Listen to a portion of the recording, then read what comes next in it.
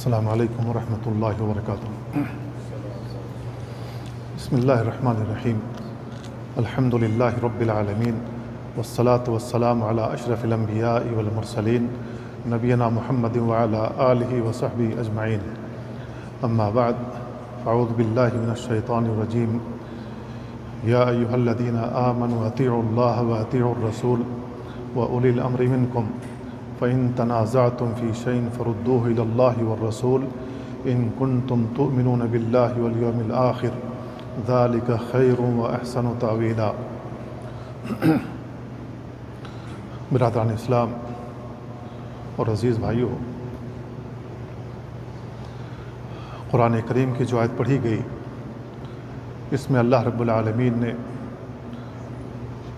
اپنی اطاعت کرنے کا حکم دیا ہے۔ اپنی اطاعت کے ساتھ ساتھ اپنے رسول کی اطاعت کا بھی حکم دیا ہے، اور آگے فرمایا کہ اگر تمہارے درمیان کسی مسئلے میں نزاع ہو جائے، جھگڑا ہو جائے، تو اس کے حل کے لیے اللہ اور اس کے رسول کی طرف پلٹاؤ، اگر تم اللہ پر اور یوم آخرت پر ایمان رکھتے ہو۔ اسلام میں اللہ رب العالمین کی اطاعت ہے اور اس کے رسول کی اطاعت ہے۔ اللہ کا قرآن اور نبی کی سنت ہمارا دین ہے اور دین کا ماخذ ہے۔ دین کی بنیاد انہی دونوں پر ہے۔ اسلام میں بدعت کے لیے کوئی گنجائش نہیں ہے۔ دین میں نئی بات ایجاد کرنے کی کوئی گنجائش نہیں ہے، کیونکہ اللہ رب العالمین نے دین مکمل کر دیا۔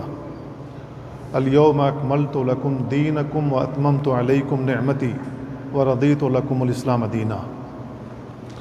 اللہ رب العالمین نے بیان فرمایا کہ آج ہم نے آپ پر آپ کا دین مکمل کر دیا، میں نے اپنی نعمت تم پر پوری کر دی، اور میں دین اسلام سے راضی ہوں۔ جس دین کی تکمیل کا اللہ رب العالمین نے اعلان کیا اس آیت میں، اللہ رب العالمین نے کہا میں اسی اسلام سے راضی ہوں، بحیثیت دین میں اسی اسلام سے راضی ہوں، اس کے علاوہ کسی بھی دین سے، جس چیز کو بھی دین بنا لیا جائے، میں راضی نہیں ہوں۔ وَمَن يَبْتَغِ غَيْرَ الْإِسْلَامِ دِينًا فَلَن يُقْبَلَ مِنْهُ وَهُوَ فِي الْآخِرَةِ مِنَ الْخَاسِرِينَ۔ جو شخص اسلام کے علاوہ کسی اور چیز کو دین بنا کر، دین سمجھ کر عمل کرے گا، فَلَن يُقْبَلَ مِنْهُ، اس کا وہ عمل ہرگز قبول نہیں کیا جائے گا، وَهُوَ فِي الْآخِرَةِ مِنَ الْخَاسِرِينَ، اور وہ آخرت میں گھاٹا اٹھائے گا۔ تو اسلام میں اللہ کی اطاعت ہے اور اس کے رسول کی اطاعت ہے۔ آپ کی فرما برداری کرنا ہے، آپ کے احکامات کے مطابق زندگی گزارنا ہے۔ کوئی چیز جو ہم کو پسند ہو یا پوری دنیا کو مل کر وہ چیز پسند ہو، ساری دنیا کے لوگ مل کر کہیں کہ یہ چیز اچھی ہے، تو لوگوں کے کہہ دینے سے وہ چیز اچھی نہیں ہو جائے گی، دین کی چیز نہیں بن سکتی۔ اللہ کے نبی صلی اللہ علیہ وسلم نے ایک حدیث میں ارشاد فرمایا، انہ من یعش منکم بعدی فسیری اختلافا کثیرا۔ تم میں سے جو شخص میرے بعد زندہ رہے گا، بہت زیادہ اختلاف دیکھے گا۔ فعلیکم بسنتی، اب جب اختلاف رونما ہوگا تو اس کا حل کیا ہے؟ فعلیکم بسنتی، میرے سنت کو لازم پکڑنا، وسنت الخلفاء الراشدین المہدیین، ہدایت یافتہ میرے خلفائے راشدین کی سنت کو لازم پکڑنا، وعضوا علیہا بالنواجذ، اپنے دانتوں کے ساتھ مضبوطی کے ساتھ پکڑ لینا، وإیاکم ومحدثات الامور، دین میں نئی بات ایجاد کرنے سے بچو، فإن کل محدثۃ بدعہ، اس لیے کہ دین میں جو بھی چیز نئی ایجاد کر لی جائے وہ بدعت ہے، اور ہر بدعت گمراہی ہے، اور دوسری روایت میں ہے وَكُلُّ ضلالۃ فی النار، ہر گمراہی جہنم میں لے جانے والی۔ تو دین میں بدعت کے لیے کوئی گنجائش نہیں ہے، کیونکہ بدعت ایسی چیز ہے جو اللہ کے دین میں اضافہ ہے۔ دین مکمل ہو گیا، اب کسی چیز کا اضافہ کیا جائے گا، ظاہر اسی کو بدعت کہتے ہیں۔ تو بدعت کے لیے اسلام میں کوئی گنجائش نہیں ہے۔ بدعت جو لفظ ہے عربی کا لفظ ہے، اور یہ لغوی اعتبار سے بدع سے ماخوذ ہے، اور بدع کا جو لفظ اس کا لغوی معنی ہوتا ہے وہ ہوتا ہے بغیر کسی سابقہ مثال کے کسی بھی چیز کو بنا دینا جس کی سابقہ مثال نہ ہو، اور کسی چیز کا اختراع کر دینا، کسی چیز کا ایجاد کر دینا۔ اسی معنی میں اللہ رب العالمین نے قرآن کریم کی یہ آیت بیان کی ہے، بدیع السماوات والارض۔ اللہ رب العالمین آسمان و زمین کا نئے سرے سے پیدا کرنے والا ہے، اس کی سابقہ مثال نہیں تھی۔ سابقہ مثال کے بغیر اللہ رب العالمین نے آسمان و زمین کی تخلیق کی۔ اور اسی معنی میں ایک اور آیت ہے اللہ کے نبی صلی اللہ علیہ وسلم کے تعلق سے، اللہ رب العالمین نے کہا قل ما کنت بدعا من الرسل، اے نبی آپ کہہ دیجئے کہ میں کوئی انوکھا نبی نہیں ہوں، کوئی انوکھا رسول نہیں ہوں، مجھ سے پہلے بہت سارے رسول آ چکے ہیں، تو سابقہ رسولوں کی طرح میں بھی ایک رسول ہوں، کوئی نیا رسول نہیں ہوں، انوکھا رسول نہیں ہوں۔ اور شرعی طور پر بدعت کہتے ہیں کہ جس کو رسول اللہ صلی اللہ علیہ وسلم نے نہ کیا ہو، نہ فرمایا ہو، آپ کی زندگی میں کسی صحابی نے عمل نہ کیا ہو اور اس کو دین سمجھ کر کیا جائے، یہ بدعت کی تعریف ہے۔ اب اس کا الٹا سنت ہے۔ سنت کیا ہے؟ جس کو رسول اللہ صلی اللہ علیہ وسلم نے کیا ہو، فرمایا ہو، اور آپ کی زندگی میں کسی صحابی نے عمل کیا ہو، وہ اللہ کے نبی صلی اللہ علیہ وسلم کا اقرار سمجھا جاتا ہے، کیونکہ آپ تک وہ بات پہنچی اور آپ نے منع نہیں کی، تو وہ دین کا حصہ ہے، وہ سنت ہے۔ تو سنت اور بدعت میں ہمیں تفریق کرنی چاہیے۔ سنت وہ ہے جو دین کا حصہ ہے، بدعت وہ ہے جو دین کا حصہ نہیں ہے۔ اب یہ جو ایجاد ہے، ابتداء جس کو ہم کہتے ہیں، ابتداء بمعنی ایجاد، یہ جو ابتداء ہے، ابتداء دو قسم کا ہے۔ ایک کا تعلق عادات سے ہے، روزمرہ کی زندگی میں جو کچھ بھی ہمارے ساتھ رونما ہوتا ہے، گھڑی کا ہونا، سڑک کا بنانا، ہوائی جہاز ایجاد کرنا، میزائل ایجاد کرنا، ٹینک بنانا اور دیگر ایجادات، یہ سب مباحات کے زمرے میں آتا ہے، کیونکہ اس کا تعلق عادات سے ہے۔ ہماری سہولیت کے لیے جو بھی چیز ہمارے لیے نفع بخش ہوگی ہم اس کو ایجاد کریں گے، شرعی طور پر اس کی کوئی ممانعت نہیں ہے، لہذا یہ مباح کے درجے میں ہے۔ دوسرا ابتداء، دوسری ایجاد، دین کے اندر ایجاد۔ دین کے اندر ایجاد یہ ہے کہ کوئی بھی بات انسان کو اچھی لگے، کوئی بھی چیز انسان کو اچھی لگے اور اس کو دین سمجھ کر کرنے لگے۔ تو اب کسی شخص کے سمجھنے سے کہ یہ اچھا کام ہے، تو اس کے سمجھنے سے وہ کام اچھا نہیں ہو جائے گا، دین کا نہیں ہو جائے گا۔ 3 صحابی نبی کریم صلی اللہ علیہ وسلم کے پاس آئے، ایک نے کہا میں شادی ہی نہیں کروں گا، دوسرے نے کہا میں ہمیشہ روزہ رکھوں گا، تیسرے نے کہا کہ میں ساری رات نماز پڑھوں گا۔ اللہ کے نبی نے کہا کہ میں نماز بھی پڑھتا ہوں، سوتا بھی ہوں، روزہ بھی رکھتا ہوں، کبھی نہیں بھی رکھتا ہوں، میری بیویاں بھی ہیں۔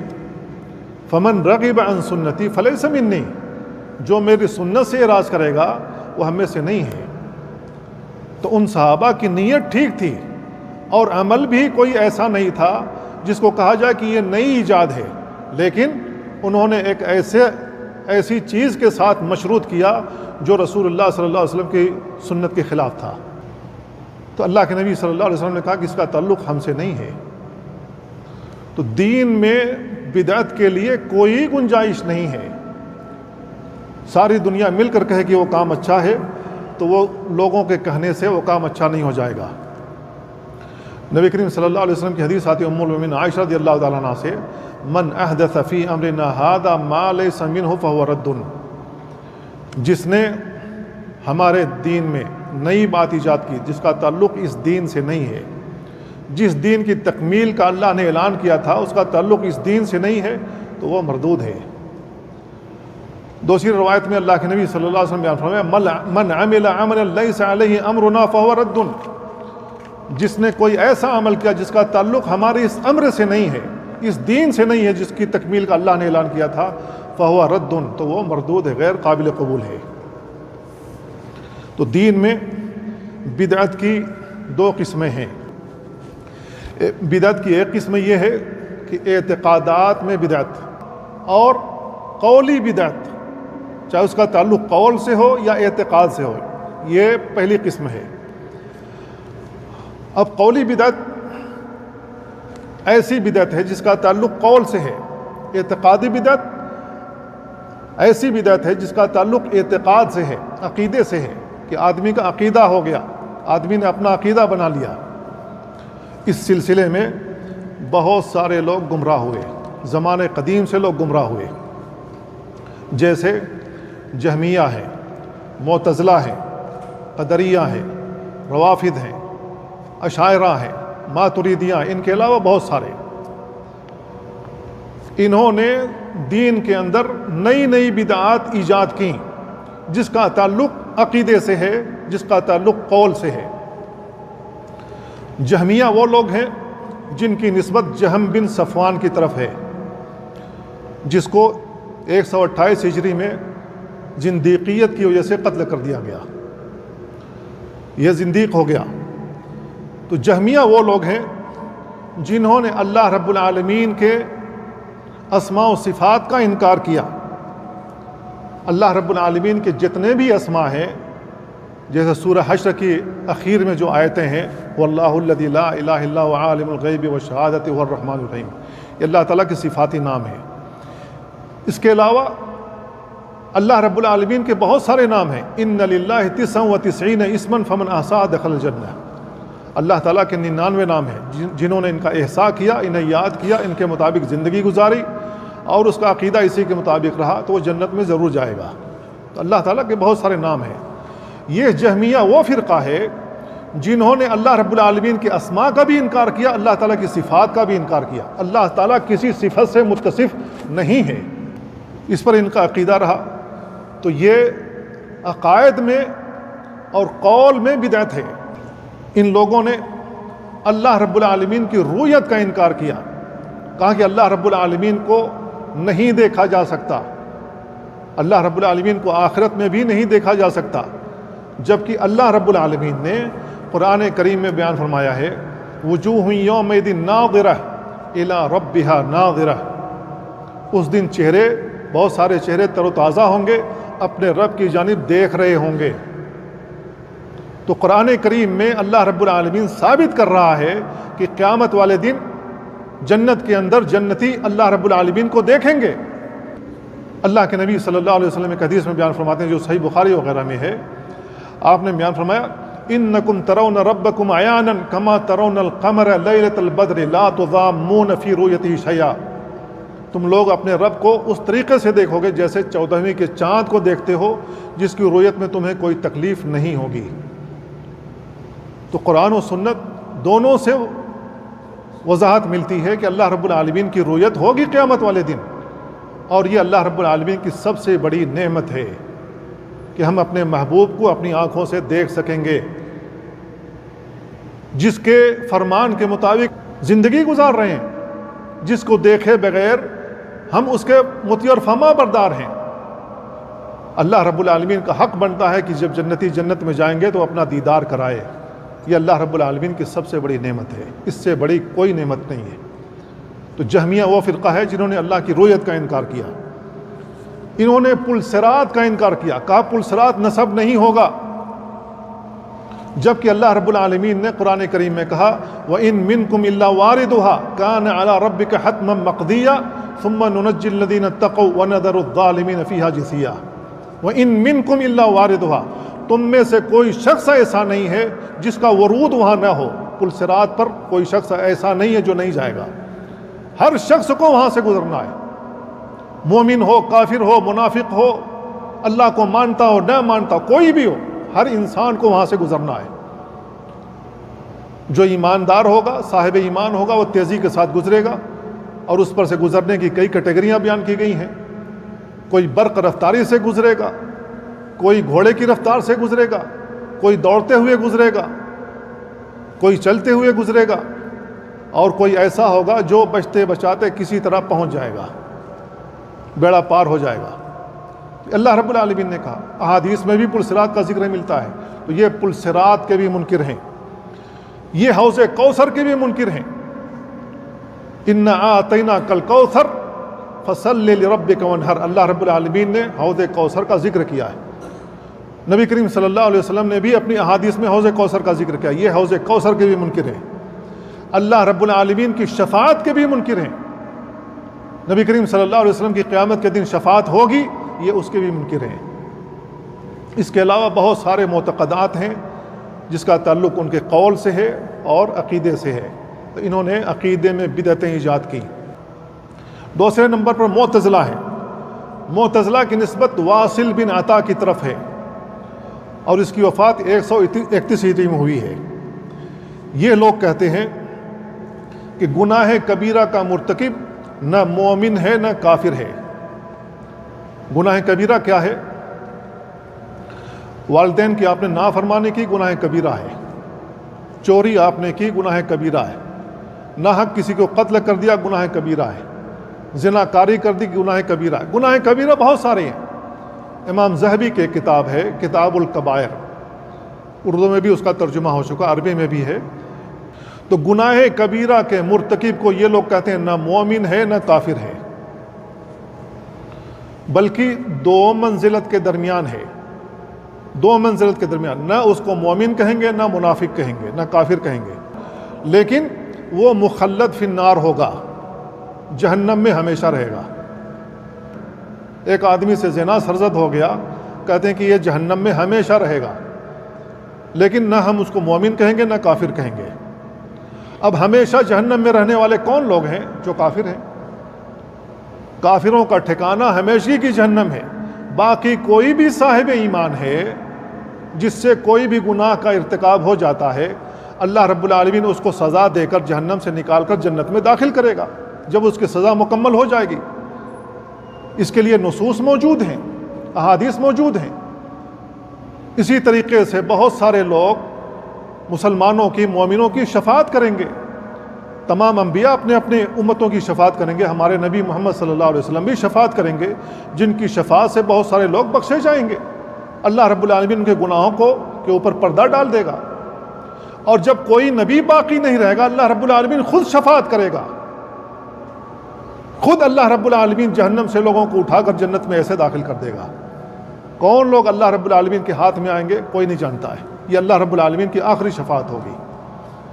تو اب یہ لوگ کہتے ہیں گناہ کبیرہ کا مرتکب نہ مومن ہے نہ کافر ہے، بلکہ دو منزلت کے درمیان لٹکا ہوا ہے، لیکن وہ مخلد فی النار ہوگا۔ مخلد فی النار کیسے ہوگا؟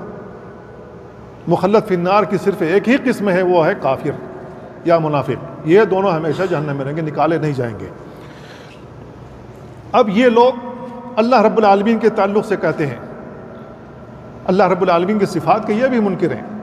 اللہ رب العالمین کے اسماء کو تو مانتے ہیں، اللہ لا الہ الا هو الحی القیوم، یہ مانتے ہیں اللہ رب العالمین الحی القیوم اللہ کا نام ہے۔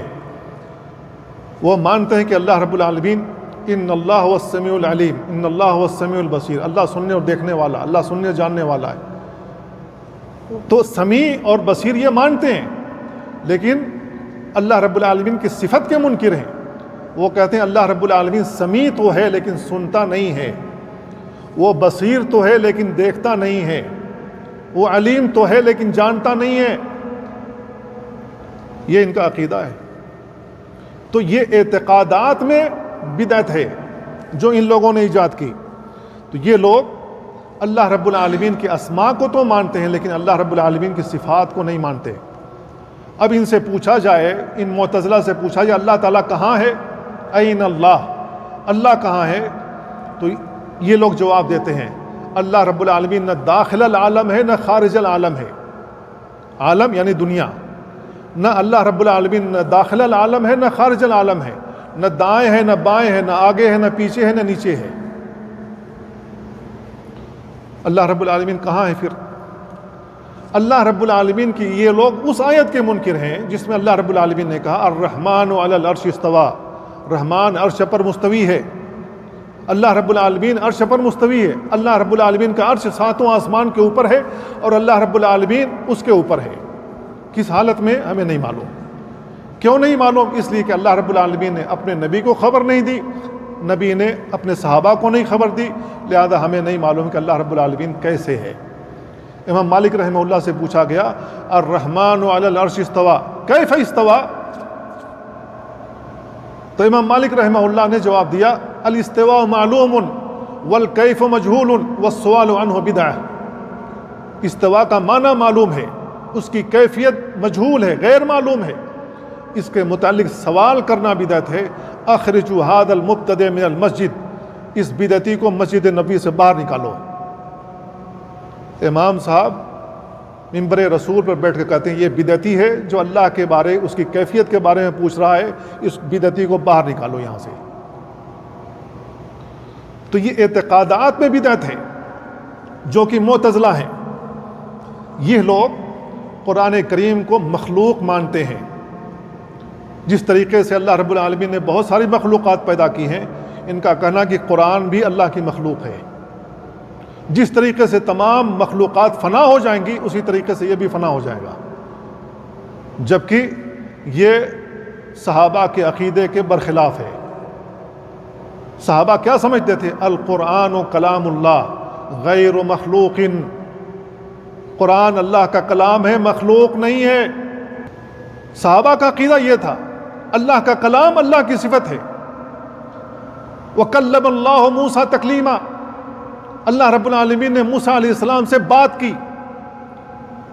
نبی کریم صلی اللہ علیہ وسلم معراج میں گئے اور آپ پر 5 وقت کی نمازیں فرض ہوئیں. جب آخر میں آیا، آخر میں ساری باتیں ہوئیں تو اللہ رب العالمین نے کیا کہا؟ لا يبدل القول لدی، اب قول بدلا نہیں جائے گا. جب 5 وقت کی نمازیں فرض ہوں گی کہا لا يبدل القول لدی، اب میرے نزدیک قول بدلا نہیں جائے گا. امت 5 وقت کی نماز پڑھے گی لیکن ثواب 50 کا رہے گا. یہ بات کس سے سنی؟ اللہ کے نبی صلی اللہ علیہ وسلم، اللہ تعالیٰ سے. تو اللہ رب العالمین بات کرتا ہے جب چاہتا ہے، جیسے چاہتا ہے اور جس سے چاہتا ہے. اور اللہ رب العالمین کا کلام اللہ کی صفت ہے. یہ معتزلہ اللہ رب العالمین کے اس کلام کو، جس کو ہم کتاب اللہ کہتے ہیں، یہ اس کو مخلوق مانتے، کہتے ہیں یہ فنا ہو جائے گا. یہ فنا نہیں ہوگا.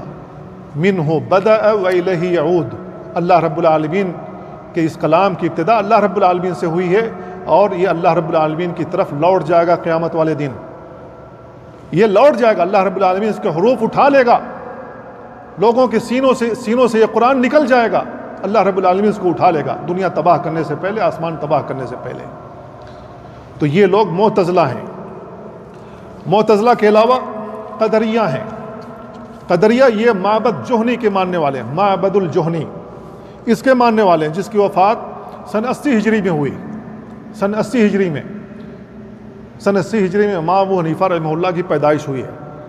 جس سال ان کی پیدائش ہوئی اسی سال اس کی وفات ہوئی ہے، معبد الجوہنی کی. اب یہ معبد الجوہنی وہ آدمی ہے جو تقدیر کا منکر ہے. قدریہ اسی کی جانب منسوب ہیں.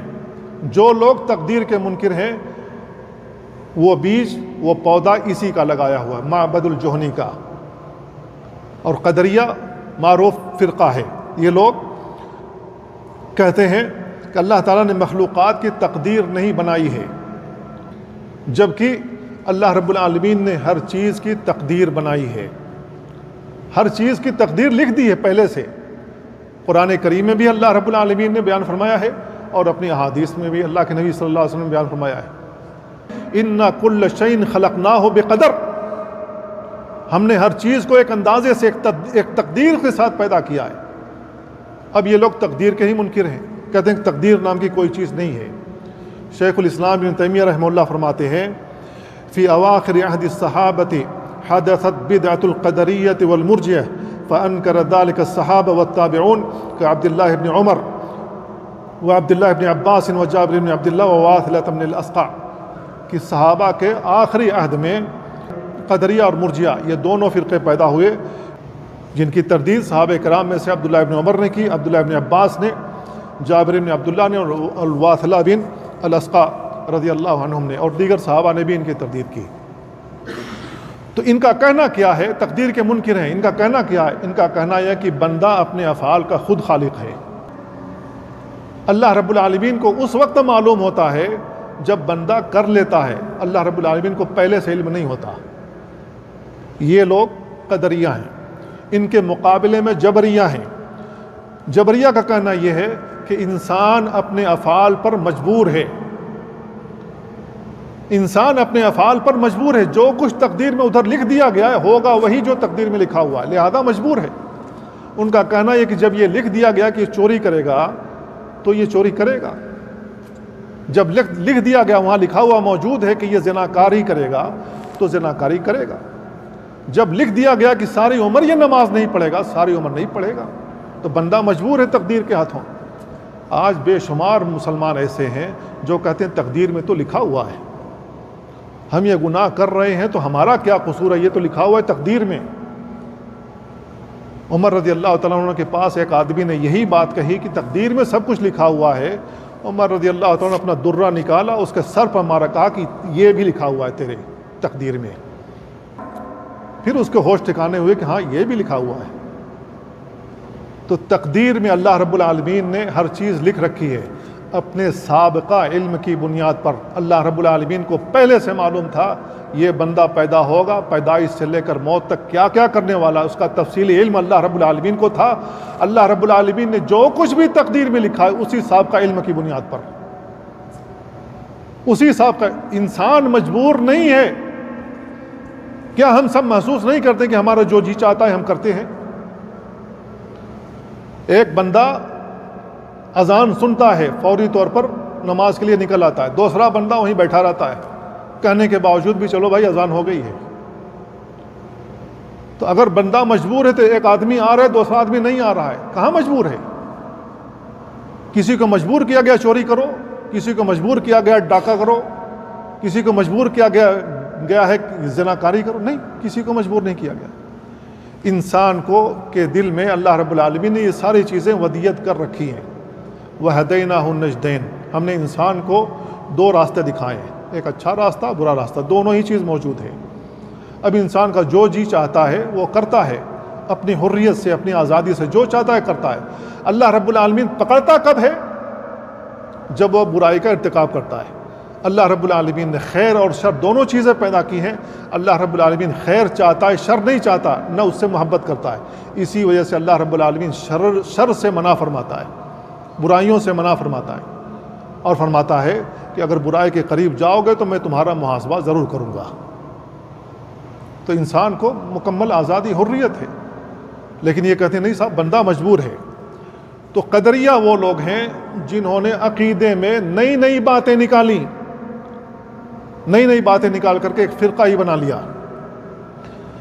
ان کے علاوہ یہ روافض ہیں۔ روافض کی ابتدا شیعوں سے ہوئی ہے، جب صحابہ کے درمیان کچھ اختلافات ہوئے، اور اس کی ابتدا جو ہوئی ہے وہ عثمان رضی اللہ تعالیٰ عنہ کی شہادت کا جو واقعہ ہوا ہے اس کے پیچھے جو لوگ بھی تھے، دراصل یہیں سے شیعوں کی ایجاد ہوئی ہے، بعد میں چل کر کے روافض بنے۔ روافض کو روافض کیوں کہا گیا؟ اس لیے کہ انہوں نے زید بن علی رحمہ اللہ کی امامت کا انکار کیا۔ زید بن علی یہ وہی ہیں جن کی طرف فرقہ زیدیہ منسوب ہے، فرقہ زیدیہ جن کی طرف منسوب وہ زید بن علی ہیں۔ ان لوگوں نے روافض نے زید بن علی کی امامت کا انکار کیا، لہذا یہ لوگ روافض کہلائے۔ اب زیدیہ وہ لوگ ہیں جنہوں نے کہا کہ ابو بکر کی امامت ٹھیک ہے، عمر کی بھی امامت ٹھیک ہے، عثمان کی بھی، علی کی بھی وہ امامت ٹھیک مانتے ہیں، چاروں کو ٹھیک مانتے ہیں، لیکن وہ علی رضی اللہ تعالیٰ عنہ کو عثمان رضی اللہ تعالیٰ عنہ پر مقدم مانتے ہیں، کہتے ہیں کہ یہ ان سے پہلے ہونے چاہیے تھے۔ اور پھر اس کے بعد جو ائمہ کی ترتیب شیعوں کے یہاں ہے وہ زید بن علی کو اپنا امام مانتے ہیں، تو وہ زیدیاں ہیں۔ ہمارے ان کے درمیان معمولی اختلافات ہیں، عقائد کے بہت معمولی اختلافات ہیں، لیکن یہ جو روافض ہیں، یہ روافض خلفائے راشدین کے ہی منکر ہیں اور تینوں خلفاء کے منکر ہیں۔ پھر ان کا عقیدہ یہ ہے کہ تمام صحابہ مرتد ہو گئے سوائے 3 لوگوں کے۔ تمام صحابہ کو یہ مرتد مانتے ہیں، قرآن کریم کو محرف مانتے ہیں، کہتے ہیں 40 پارے تھے، 10 پارے ان لوگوں نے حذف کر دیا اور اس آیتوں میں ترمیم کی۔ یہ ان کا عقیدہ ہے۔ ان روافض کے عقیدے میں یہ بھی شامل ہے امہات المومنین، جب ان کا 12واں امام آئے گا تو ان کو قبر سے اکھاڑ کر کے ان کو سنسار کرے گا، عائشہ رضی اللہ تعالیٰ عنہ کو وہ سنسار کرے گا، اور ابو بکر و عمر جو نبی کریم صلی اللہ علیہ وسلم کے ساتھ دفن ہے وہ ان کو بھی قبر سے نکالے گا، زندہ کرے گا اور ان کو قتل کرے گا۔ بہت سارے ان کے عقائد ہیں۔ خلاصہ کلام یہ ہے کہ جن کا میں نے نام لیا، چاہے وہ جہمیہ ہو، معتزلہ ہو، قدریہ ہو، روافض ہوں، ان کے جو بدعات ہیں، انہوں نے جو بدعات ایجاد کی ہیں، ان کی بدعات عقائد کے اندر ہیں۔ تو عقائد میں بدعات بہت ساری ایجاد کر لی گئی ہیں۔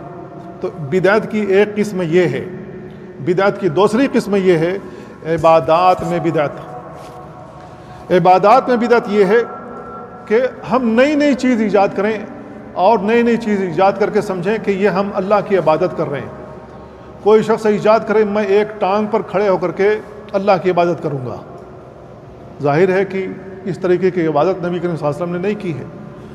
کوئی شخص یہ کہے کہ میں اللہ کی عبادت کروں گا اللہ کی تسبیحات پڑھ کر کے، اس طریقے سے مجنوں کی طرح سے، جس طریقے سے ہمارے صوفی حضرات حقیر لگاتے ہیں، اور کچھ لوگ ناچتے ہیں، ڈانس کرتے ہیں، مسجدوں میں بھی دوسری جگہوں پر بھی۔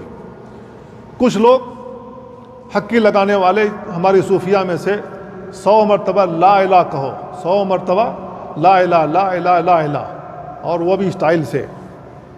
پھر اس کے بعد جب یہ عدد پوری ہو جائے الا اللہ کہو، پھر 100 مرتبہ، وہ بھی اسٹائل سے۔ ان کی جو اسٹائل ہم دیکھتے ہیں وہ اسی اسٹائل سے۔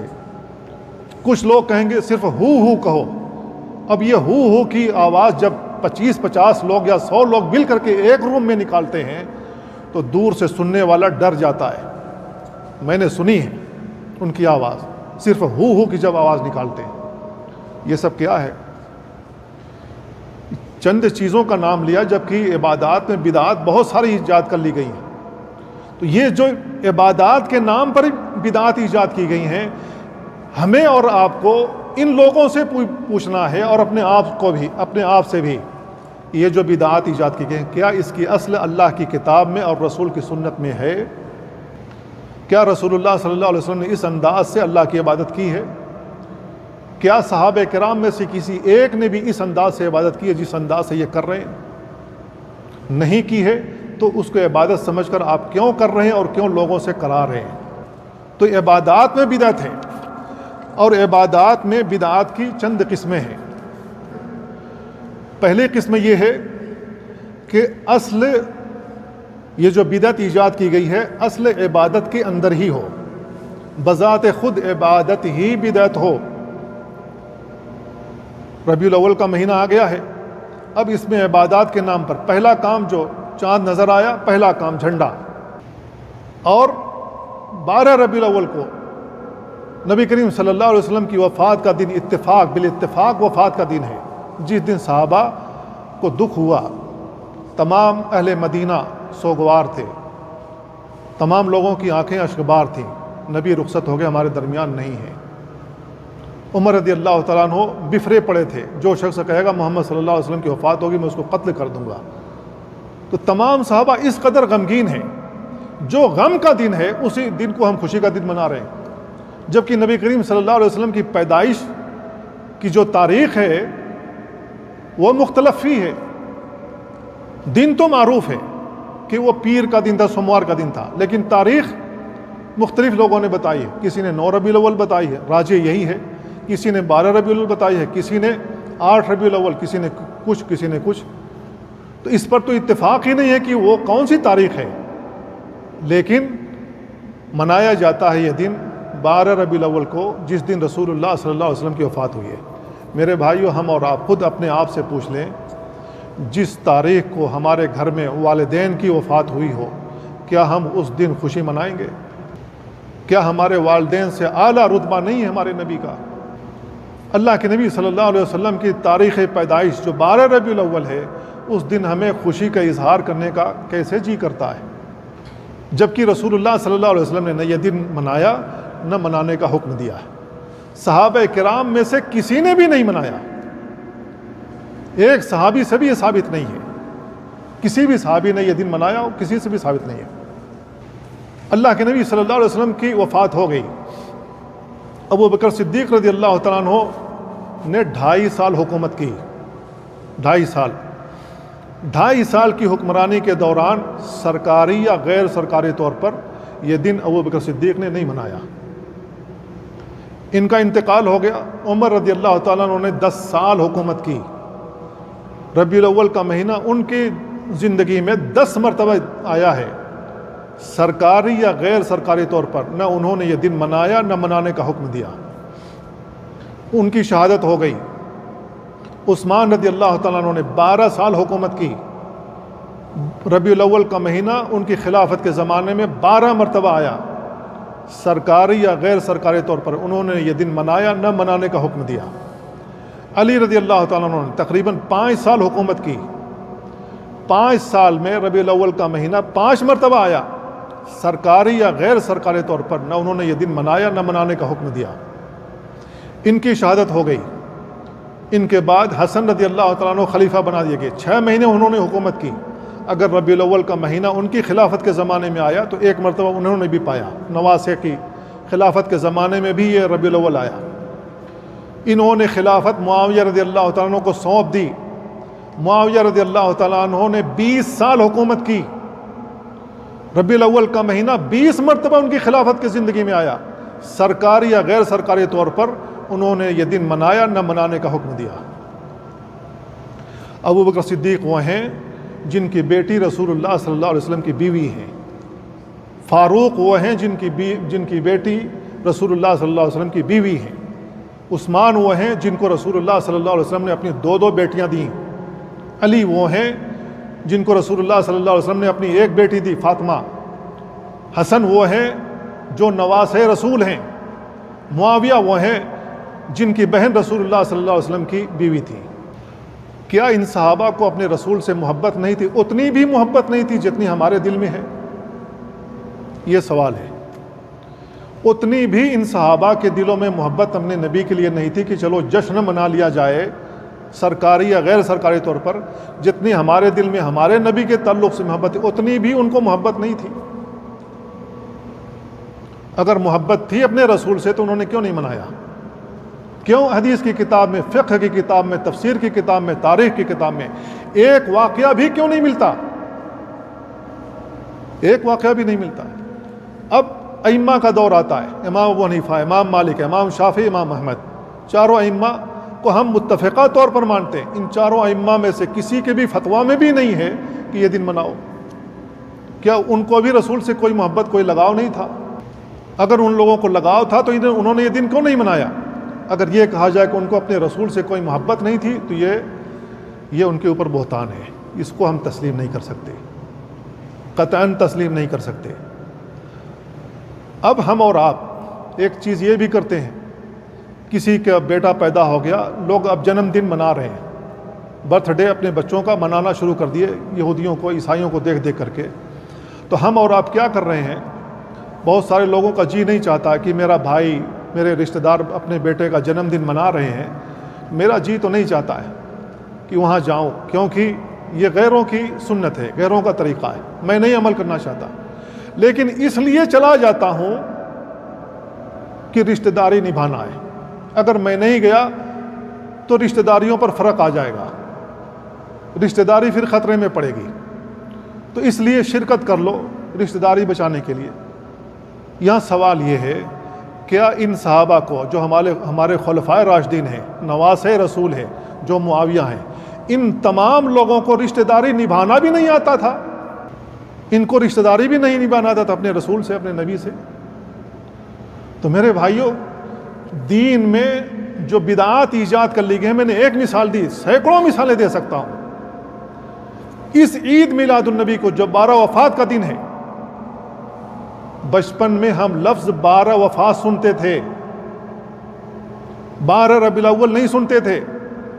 اب ربیع الاول کا نام ربیع النور رکھ دیا گیا، چینجنگ ہو رہی ہے۔ میرے بھائیو، ایک چیز اپنے ذہن میں گانٹھ باندھ لیں، نبی کریم صلی اللہ علیہ وسلم کی سنت جیسے 1450 سال پہلے تھی، آج بھی ویسے ہی ہے، ویسے ہی رہے گی، اور قیامت تک ویسے ہی رہے گی۔ اسی انداز سے عمل کرنا ہوگا، سنت میں تبدیلی نہیں ہوگی، اور بدعات میں ہمیشہ تبدیلی ہوتی رہے گی۔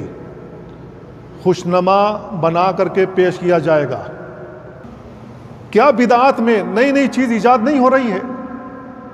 اتنے لمبے لمبے کیک بنائے جا رہے ہیں، محمد لکھ کر کے محمد کے اوپر تلوار چلائی جا رہی ہے، اپنے رسول کے اوپر چھری چلائی جا رہی ہے، اپنے رسول کے نام کے اوپر چھری چلائی جا رہی ہے۔ بدعت کو پہچاننے کا سمپل فارمولہ یہ ہے، بدعت ہمیشہ اپنی شکل تبدیل کرتی رہے گی، سنت کبھی بھی تبدیل نہیں ہوگی، قیامت تک سنت تبدیل نہیں ہوگی، جیسے تھی ویسے ہی ہے، ویسی رہے گی، اور ویسے ہی عمل کرنا ہوگا اگر مسلمان ہے تو میرے بھائیو، یہ پہلی قسم ہے، عبادات میں بدعت کی یہ پہلی قسم ہے کہ اصل بدعت ہی، جو بدعت ہے وہی اصل عبادت کے اندر ہو۔ دوسری قسم یہ ہے، مشروع عبادات میں اضافہ کی شکل میں ہو۔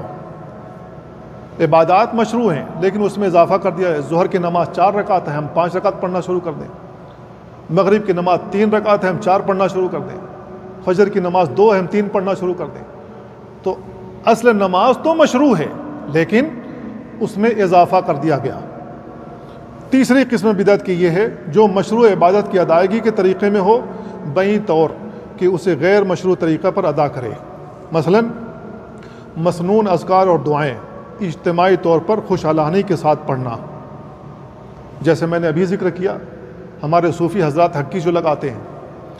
اب لا الہ الا اللہ پڑھنا، سبحان اللہ والحمدللہ ولا الہ الا اللہ پڑھنا، ظاہر ہے یہ مشروع ہے، یہ اذکار میں سے ہے، لیکن اس کو یہ کہنا کہ ایک ساتھ مل کر کے ایک آدمی پڑھے لا الہ الا اللہ، سب پڑھیں لا الہ الا اللہ، کہیں کہ 100 مرتبہ پڑھو، سب ایک ساتھ 100 مرتبہ پڑھیں، سبحان اللہ سب ایک مرتبہ ایک ہی آواز میں 100 مرتبہ پڑھیں، پڑھتے رہیں 100 مرتبہ، ظاہر ہے کہ یہ ایک اصل عبادت تو ہے، یہ اذکار معروف ہیں لیکن طریقہ تبدیل کر دیا گیا۔ اسی وجہ سے عبداللہ ابن مسعود رضی اللہ تعالیٰ عنہ کو جب یہ بات پہنچی، کوفہ میں کچھ لوگ مسجد کے اندر بیٹھ کر کے کنکری لیے ہوئے ہیں اور ان میں کا ایک شخص لوگوں سے تسبیحات پڑھوا رہا ہے، سبحان اللہ کہو، لا الہ الا اللہ کہو، اللہ اکبر، تو یہ کہتا سبحان اللہ، سب کہتے سبحان اللہ، اب 100 مرتبہ سبحان اللہ ہی کہنا ہے، 100 مرتبہ الحمدللہ ہی کہنا ہے۔ ظاہر ہے کہ یہ اذکار مشروع تو ہیں، مسنون تو ہیں، لیکن طریقہ جو ایجاد کر لیا گیا وہ رسول اللہ صلی اللہ علیہ وسلم کی سنت کے مطابق نہیں۔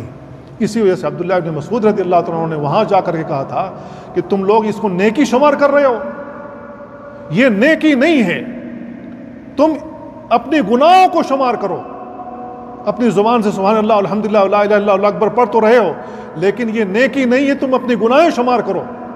صحابی رسول عبداللہ ابن مسعود کوفہ کی مسجد میں جا کر کہتے ہیں تم اپنی گناہیں شمار کرو، یہ نیکی نہیں بنے گی۔ کیوں نہیں بنے گی؟ اس لیے کہ رسول اللہ صلی اللہ علیہ وسلم کی سنت کے مطابق نہیں ہے۔ انہوں نے آخر حدیث میں ایک اور بات کہی تھی، وہ یہ تھی کہ ابھی رسول اللہ صلی اللہ علیہ وسلم کے کپڑے جو گھر میں آپ کے موجود تھے وہ پھٹے نہیں ہیں، وہ سیدھا نہیں ہوئے، جن لوٹوں میں آپ پانی پیا کرتے تھے، کھانا کھایا کرتے تھے، وہ ابھی ٹوٹے نہیں ہیں، وہ محفوظ ہیں۔ ابھی رسول اللہ صلی اللہ علیہ وسلم کی یہ چیزیں محفوظ ہیں اور تم لوگ بدعت ایجاد کر رہے ہو، اور ہم صحابہ کی موجودگی میں بدعت ایجاد کر رہے ہو۔ تو جو لوگ یہ پڑھ رہے تھے انہوں نے کہا کہ ہم نے خیر کا ارادہ کیا تھا، ہم تو خیر کام ہی کر رہے تھے۔ کہا کہ یہ خیر کا کام نہیں، کیونکہ سنت سے ہٹا ہوا ہے۔ تو میرے بھائیو، چوتھی قسم یہ ہے وہ بدعت جو کسی مشروع عبادت کو کسی ایسے وقت کے ساتھ خاص کر لیا جائے جس کو شریعت نے خاص نہیں کیا ہے، جیسے 15ویں شعبان کی شب میں قیام اللیل کرنا اور 15ویں شعبان کو دن میں روزہ رکھنا۔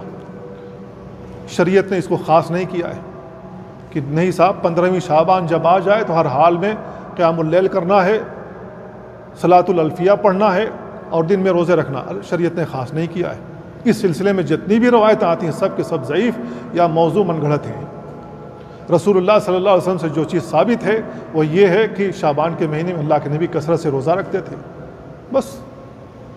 تو اس میں 15ویں شعبان بھی شامل، کوئی شخص روزہ رکھ رہا ہے تو رکھے، لیکن 15ویں شعبان کو خاص کرنا ظاہر ہے کہ اس کے لیے کوئی شرعی دلیل ہونی چاہیے۔